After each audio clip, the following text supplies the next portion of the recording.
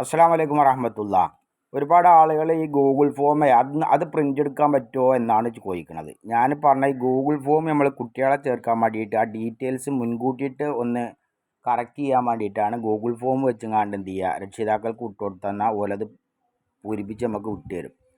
പിന്നെ നമ്മളെ സൗകര്യത്തിന് നമുക്ക് എന്ത് ചെയ്യുക, നമുക്ക് മദ്രസൻ്റെ സൈറ്റിൽ ഇപ്പോൾ വന്നിട്ടില്ല, അതായത് ക്ലാസ് 6ാം ക്ലാസ്സും കൂടി ഓൺലൈനായിട്ട് വന്നിക്കണോ ഇല്ലയെന്ന് അറിയാൻ നമുക്ക് നമ്മളെ ഇപ്പോൾ ഇതിൽ പോയാൽ ബേസിക് ഡീറ്റെയിൽസ് എന്നതിൽ പോയി കഴിഞ്ഞാൽ ഏറ്റവും അടിയിൽ പോയാൽ ഇവിടെ ആഡ് ക്ലാസ് എന്ന് കാണാം. ആഡ് ക്ലാസ് എന്ന് പോയിട്ട് മുകളിൽ ക്ലാസ് സെലക്ട് ചെയ്യുക. അപ്പോൾ ഇവിടെ 5 വന്നിട്ടുള്ളൂ, ഇവിടെ 6ഉം കൂടി വരണം.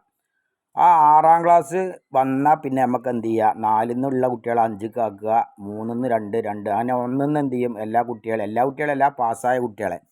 അപ്പോൾ പാസ്സായ കുട്ടികളെ എങ്ങനെ ആക്കുക എന്നുള്ളതൊക്കെ ഇപ്പോൾ നിങ്ങൾക്ക് അറിയാമല്ലോ. ഇവിടെ ഈ പിന്നെ ഇതിൽ പോയാലേ അപ്ഗ്രേഡ് സ്റ്റുഡൻറ്റ് എന്നുള്ളൊരു ഓപ്ഷൻ കാണും. അപ്ഗ്രേഡ് സ്റ്റുഡൻറ്റ് എന്ന് പറഞ്ഞിട്ട്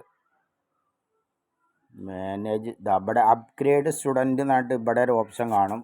ഇതിലിങ്ങനെ പോയിട്ട് 1ാം ക്ലാസ് ആണെങ്കിൽ 1ാം ക്ലാസ് എടുക്കുക, ഡിവിഷൻ ആണെങ്കിൽ എ ആണെങ്കിൽ എ എടുക്കുക, എന്നിട്ട് വ്യൂ സ്റ്റുഡൻറ്റ് എന്ന് കൊടുക്കുക.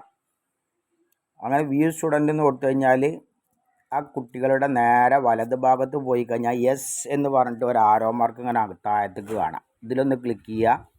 പാസ്ഡ് ആണെങ്കിൽ പാസ്ഡ് എന്ന് കൊടുക്കുക, ഫൈൽഡ് ആണെങ്കിൽ ഫൈൽഡ് എന്ന് കൊടുക്കുക. എല്ലാം കൊടുത്തു കഴിഞ്ഞതിന് ശേഷം അവസാനം ഈ കാണുന്ന പച്ച ബട്ടൺ നെക്കി കൊടുക്കണം. എന്നാലുള്ളൂ കുട്ടികൾ എന്ത് ചെയ്യുക, അടുത്ത ക്ലാസ്സിലേക്ക് കയറാം. അങ്ങനെ കയറി കഴിഞ്ഞാൽ ഈ 1ാം ക്ലാസ്സിൽ നമുക്ക് എന്ത് ചെയ്യാൻ കഴിയും, ഓരോ കുട്ടികളെയും നമ്മളെ ഈ ഗൂഗിൾ ഫോം വെച്ചുകൊണ്ട് നമുക്ക് ഈ ക്ലാസ്സിൽ ആഡ് ചെയ്യാൻ കഴിയും.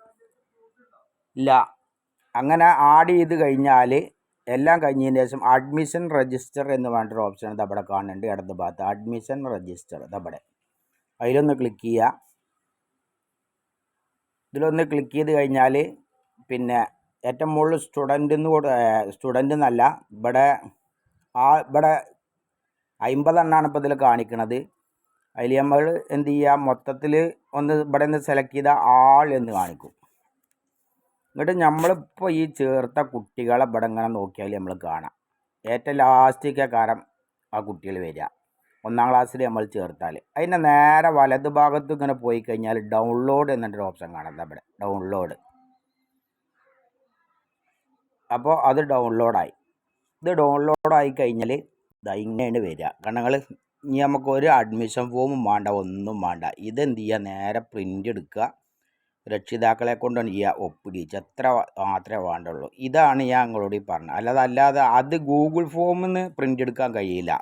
ഗൂഗിൾ ഫോം വെച്ച് ഇതുപോലെ നമ്മൾ ചെയ്ത് കഴിഞ്ഞാൽ ഇതേപോലെ നമുക്ക് എന്ത് ചെയ്യാൻ കഴിയും, ഈ പേപ്പർ പ്രിൻ്റ് എടുക്കുക. ഇത് നിങ്ങൾക്ക് പ്രിൻ്റ് എടുക്കാൻ അവിടെ സൗകര്യം ഇല്ലെങ്കിലും നേരെ റൈറ്റിൽ ക്ലിക്ക് ചെയ്തിട്ട് പിന്നെ സെൻഡ് ഫയലിൽ നിന്ന് കൊടുത്തിട്ട് ഏതെങ്കിലും ഒരു വാട്സപ്പ് നമ്പർക്ക് ഫോട്ടോസ്റ്റാറ്റ് എടുക്കണ കടയിക്കോ അവിടേക്കോ ഇവിടേക്കോ അയച്ചു കൊടുത്തു കഴിഞ്ഞാൽ ഓലത് പ്രിൻ്റ് എടുത്ത് തരും.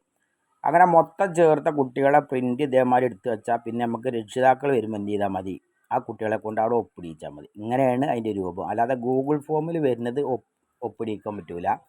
അത് വെച്ച് നമുക്ക് എളുപ്പ വഴിയാണ് കുട്ടികളെ ചേർക്കാൻ. ആ സമയത്ത് എന്ത് ചെയ്യണ്ട, നമ്മൾ ഓരോരുത്തരും എങ്ങനെ ചേർത്തും കൊണ്ടിരിക്കണ്ട. അതിനുള്ളൊരു സൗകര്യത്തിനാണ് ഞാൻ പറഞ്ഞു തന്നത്. ഓക്കെ, അസ്സലാമു അലൈക്കും വറഹ്മത്തുള്ളാഹി.